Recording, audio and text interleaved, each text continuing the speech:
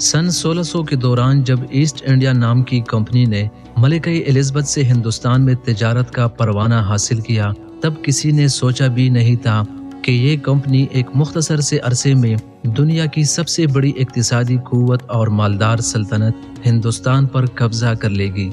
ये दुनिया की तारीख का एक मुनफरिद और अनोखा वाक़या है कि जब किसी कारोबारी गिरोह ने इलाकों के अफवाज रखने वाले ताकतवर मुल्क पर उजारादारी हासिल कर ली हो।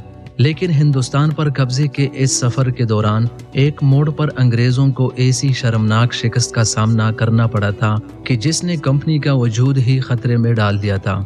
बहुत ही कम लोग ये जानते हैं कि नवाब सिराजुद्दौला और टीपू सुल्तान पर फतह हासिल करने से पहले ईस्ट इंडिया कंपनी ने औरंगजेब आलमगीर से भी जंग लड़ने की कोशिश की थी, लेकिन इसमें बुरी तरह शिकस्त खाने के बाद अंग्रेज सफीरों को हाथ बांधकर और दरबार के फर्श पर लेटकर मुगल शहनशाह से माफी मांगने पर मजबूर होना पड़ा था। वाकया कुछ यूं है कि अंग्रेजों ने शहनशाह जहांगीर से हिंदुस्तान के मुख्तलिफ इलाकों में अपनी तिजारती कोठियां कायम करने की इजाजत हासिल की थी, जिसके बाद ये हिंदुस्तान से रेशम, गुड़ का शीरा, कपड़ा और दीगर मादनियात यूरोप ले जाते थे। अंग्रेजों के सामान्य तिजारत पर टैक्स आयद नहीं किया जाता था, बल्कि उन्हें इसके अलावा भी कई दीगर मराहत हासिल थी। अंग्रेजों को देखकर वहां के ताजरों ने भी मुगल हुक्काम से मिलकर ये तमाम हुकूक हासिल कर लिए थे। जब ये खबर लंदन के कंपनी के सदर दफ्तर तक पहुंची तो ईस्ट इंडिया कंपनी के सरबराह जोसिया चाइल्ड के गैज़ो गज़ब की कोई इंतहा न रही। उसे अपने मुनाफे में कोई और हिस्सादार बिल्कुल भी गवारा न था। इस मौके पर जोसिया चाइल्ड ने जो फैसला किया वो अजीब गरीब ही नहीं बल्कि पागलपन के हदों को छूता हुआ दिखाई देता था। इसने हिंदुस्तान में मुकीम कंपनी के ओहदेदारों को हुक्म दिया कि वो बहरे अरब और खलीज बंगाल में मुगल बहरी जहाज़ों का रास्ता काट दे और जो जहाज़ इनके हत्थे चढ़े उसे लूट ले। यही नहीं बल्कि चाइल्ड ने बरतानिया से सिपाहियों की 2 पलटनें भी हिंदुस्तान भिजवा दी और उन्हें हिदायत दी कि हिंदुस्तान में मुकीम अंग्रेज फौजियों के साथ मिलकर चटागांग नामी शहर पर कब्जा कर ले। अब इसे अंग्रेजों का पागलपन कहा जाए या दलेरी कि वो 308 सिपाहियों की मदद से दुनिया की सबसे ताकतवर और मालदार सल्तनत के खिलाफ जंग छेड़ने की हिम्मत कर रहे थे। उस जमाने में हिंदुस्तान पर शहनशाह औरंगजेब आलमगीर की हुकूमत थी। दुनिया की कुल जीडीपी का 1/4 हिस्सा हिंदुस्तान में पैदा होता था। दिल्ली की फौज तो एक तरफ, सिर्फ बंगाल की सूबेदार शाइस्ता खान की फौजियों की तादाद 4000 से ज्यादा थी। एक अंदाजे के मुताबिक मुगल फौज की कुल तादाद 9 लाख से भी जायद थी, जो अफगानों और मराठों से बरसरे पैकार रहकर इस कदर तजुर्बेकार हो चुकी थी कि दुनिया की किसी भी फौज से टकरा सकती थी।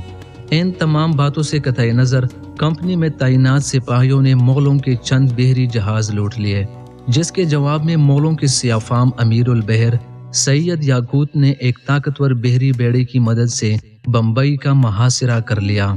कंपनी के जो सिपाही इनके मुकाबले पर आए इन्हें काट डाला और बाकियों को गले में जंजीरें पहनाकर बम्बई के गलियों से गुजारा गया। एक तरफ किले में खुर्दोनोश एक एक करके खत्म होने लगी, दूसरी तरफ बीमारियों ने महसूरीन पर हल्ला बोल दिया।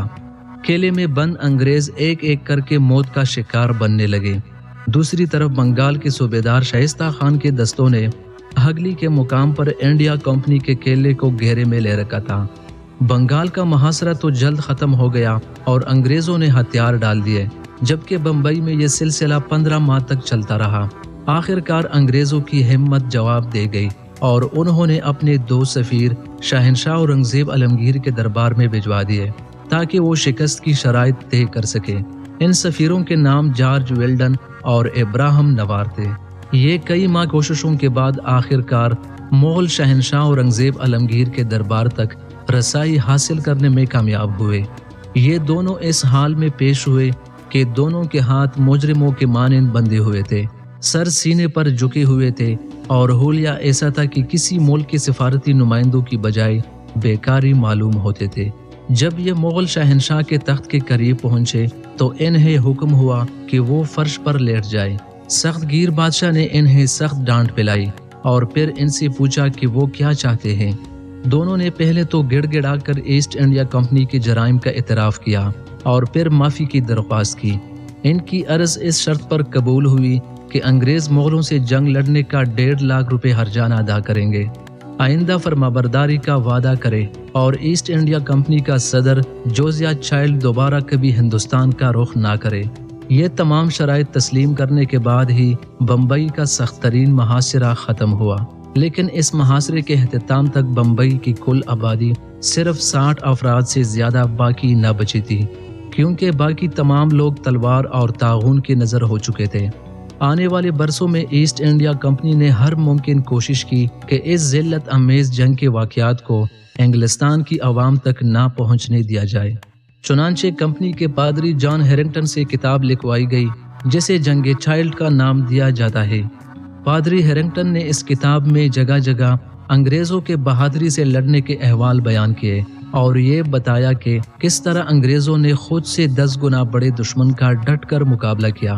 اس پادری نے انگریز فوجیوں کی بمبئی میں تذلیل اور مغل دربار میں انگریز سفیروں سے اورنگزیب عالمگیر کے برتاؤ کا ذکر بھی سرے سے گول کر دیا۔